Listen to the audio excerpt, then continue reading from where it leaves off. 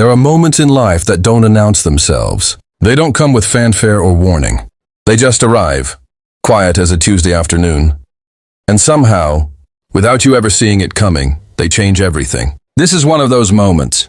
Marcus Calloway was 38 years old, with dark hair that was just starting to show the first hints of gray at the temples. Kind eyes that carried the steady weight of someone who had learned patience the hard way, and the kind of broad, calm presence that made people feel like things were going to be okay. He wore a simple gray hoodie that evening, the kind of man who didn't fuss much about appearances, who spent his energy on the things that actually mattered, and there was plenty that mattered. He'd been a single dad for 4 years. 4 years of packing lunches and signing permission slips, of learning how to braid his daughter's hair from a YouTube tutorial at 11:30 at night, of working full days at Harmon Financial Solutions, and still making it to soccer practice by 5:15. He wasn't looking for sympathy. That's just what the job was. You showed up. You kept going. That particular evening in October, Marcus had stopped into a small cafe called the Corner Perch on his way home. He just needed 10 minutes of quiet before the evening rush at home began. A cup of dark roast, maybe a little stillness. But the moment he pushed open the door and heard the soft jazz and smelled the coffee, he noticed her. And here is where the story takes its first quiet turn, because what he saw stopped him in his tracks. Her name was Diane Mercer. She sat alone in a corner booth, her dark hair falling softly around her face, wearing a cream-colored cable-knit sweater that looked like it belonged to a Sunday morning, not a weekday evening. She was gesturing slightly with her hands even though no one was there, the way people do when they're working through something heavy inside their own head, and her eyes were red. She had been crying. Diane was Marcus's coworker. They'd worked in the same department at Harmon for almost 2 years. They said good morning. They traded updates and meetings. She always brought homemade cookies around the holidays. She was sharp, professional, and always seemed to have things together. Seeing her like this, alone, undone, pressed into the corner of a cafe booth, like she was trying to disappear, it stopped Marcus cold. He almost kept walking. Almost. But something held him at the door. Something in the way her shoulders were curved inward, like she was carrying something too heavy to hold upright anymore. So instead of grabbing his coffee and heading to his usual seat, Marcus walked over. He didn't say much at first.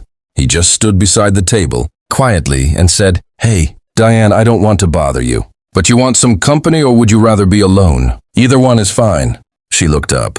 Her eyes were a little puffy, but there was nothing fragile about her. She was a woman of maybe 36, with a kind, expressive face and the kind of warmth that you could feel even across a quiet room. She studied him for just a moment, and then something in her seemed to let go. Just a little. "You can sit," she said, "if you want." He sat down across from her. And then, this is the part that matters. This is what he said that would echo forward into both their lives for years to come. He didn't ask what was wrong. He didn't pry. He just folded his hands on the table, looked at her with those steady, patient eyes and said, "You know, when everything fell apart for me 4 years ago, somebody sat down next to me and didn't say a word, just sat there. And it was the most helpful thing anyone did for me that whole year." Diane looked at him. "What happened 4 years ago?" Marcus was quiet for a moment. "My wife left. I became a single dad overnight with a 4-year-old who didn't understand where her mom went." He said it plainly. No drama, just truth. "And for a long time, I thought I had to figure everything out before I could breathe again." Diane's chin trembled just slightly. "I know that feeling." The cafe settled into its soft low hum around them. Someone ordered a latte at the counter. Rain had begun tapping at the windows outside, light and steady. The kind of rain that makes the world feel smaller and safer somehow. Slowly, Diane began to talk. Her marriage had ended 6 months ago, quietly, without a scene, which somehow made it worse. Like the whole thing had just dissolved. Like a letter left out in the rain. She and her husband had simply grown into 2 different people heading in 2 different directions, and one day they'd both admitted it. No villains, just loss. "The hardest part," she said, turning her coffee cup slowly in her hands, "is that I don't know who I am anymore outside of the life we built together. I was somebody's wife, somebody's partner, and now I wake up and it's just me. And I don't know if that's enough." Marcus listened. He didn't rush in to fix it. He didn't throw encouragement at her like it was medicine. He just listened, the way you learn to listen. When life has taught you that words aren't always what someone needs first. And then, after a long moment, he said, "I used to think the same thing, that I wasn't enough on my own, that something was missing that made me whole." He paused, But then my daughter looked at me one morning. She was 5.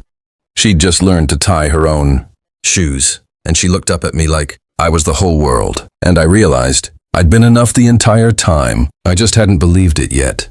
Diane was quiet, and in that quiet, something shifted.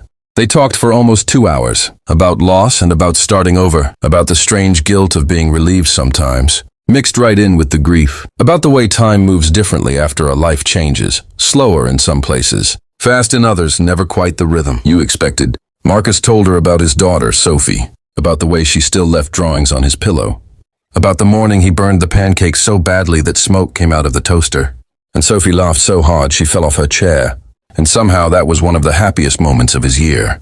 Diane laughed too, a real laugh, soft and surprised, like she'd forgotten what it felt like.